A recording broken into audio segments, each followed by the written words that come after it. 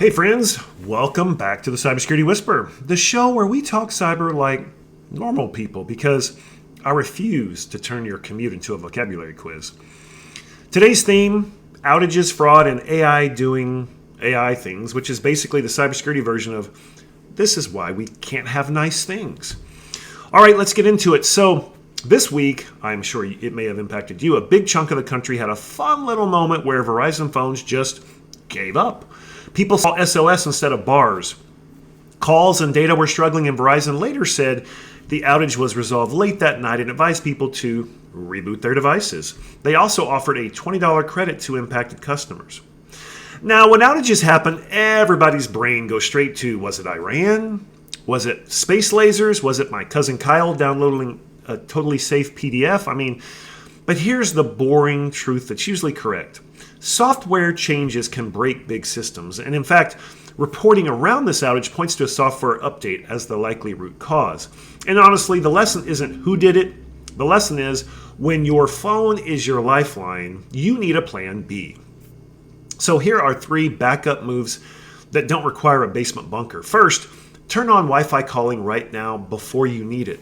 Most people only discover Wi-Fi calling after their network is down, which is like buying a fire extinguisher when the kitchen's already on fire. Have a second way to connect. If your job or your family depends on being reachable, consider maybe a second carrier like an eSIM, even a cheap one, or a prepaid backup line, or at least a messaging app that your family uses consistently on Wi-Fi. And finally, don't let MFA be the thing that locks you out during an outage. If your MFA is SMS-only and your carrier is down, you're living dangerously. Use an authenticator app or keep backup codes stored safely.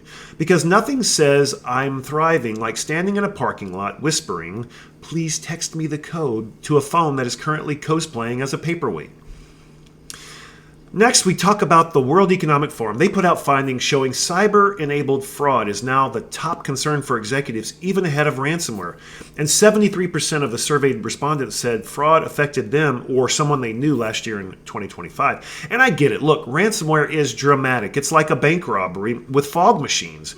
But fraud is quiet. Fraud is embarrassing. Fraud is, how did we fall for that?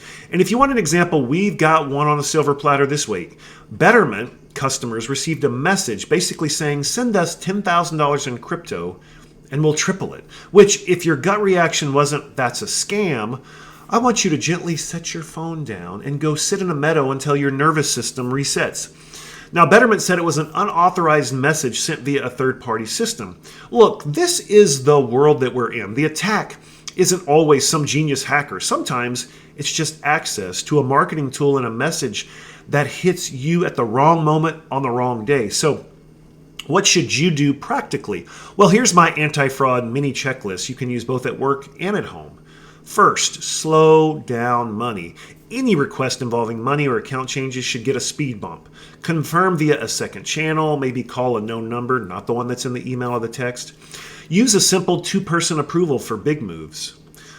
Next, train for the real scam. Look, anything that's urgent or requires authority.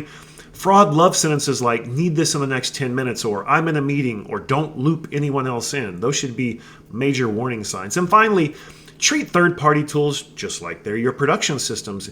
Because if a tool can reach customers, employees, or payroll, you should be enforcing MFA, limiting admin access, reviewing the logs, and have alerts for weird deviations from the blast, from the amount of emails you send out.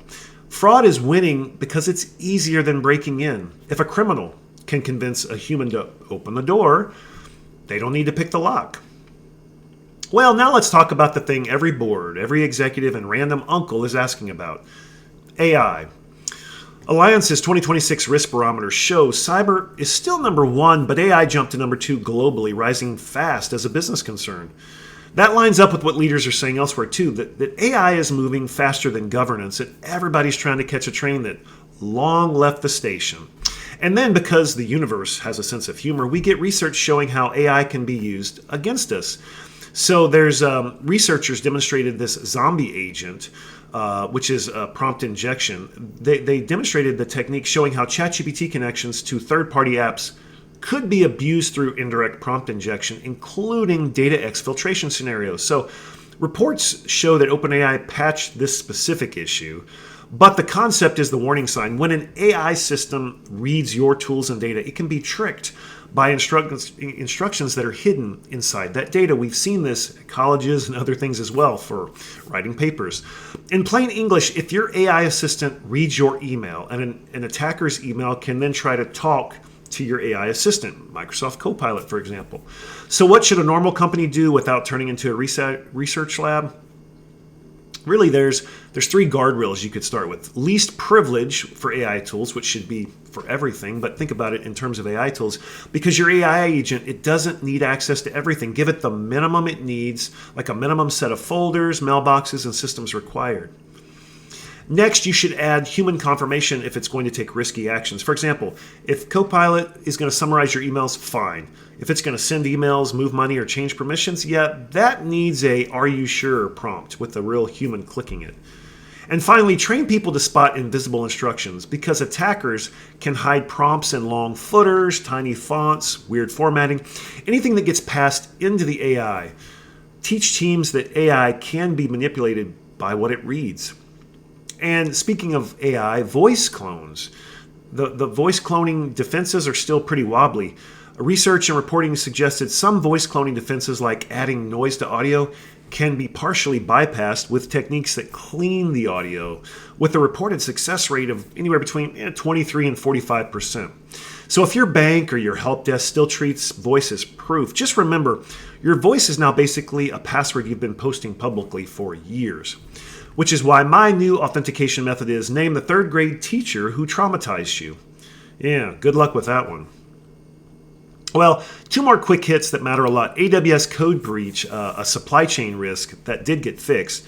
Wiz disclosed a critical issue they called code breach, and this is a flaw involving how a CI pipeline handled triggers that could have risked takeover of core AWS GitHub repos, including parts that were tied to AWS JavaScript SDK. I mean, that's not important, is it? Sheesh.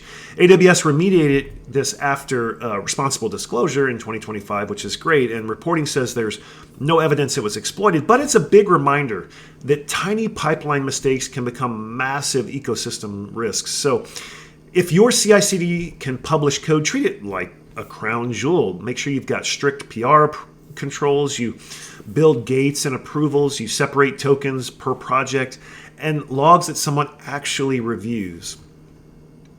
Now we've got N8N nightmare. Security reporting flagged a critical N8N vulnerability, CVE 2026-21858, and this affected versions before a patched release that had many exposed instances that were reported at the time. Now, N8N is a popular automation platform, and that's exactly why it's attractive. It often holds keys to everything: SaaS apps, cloud credentials, workflows. So if you use it, you need to patch fast.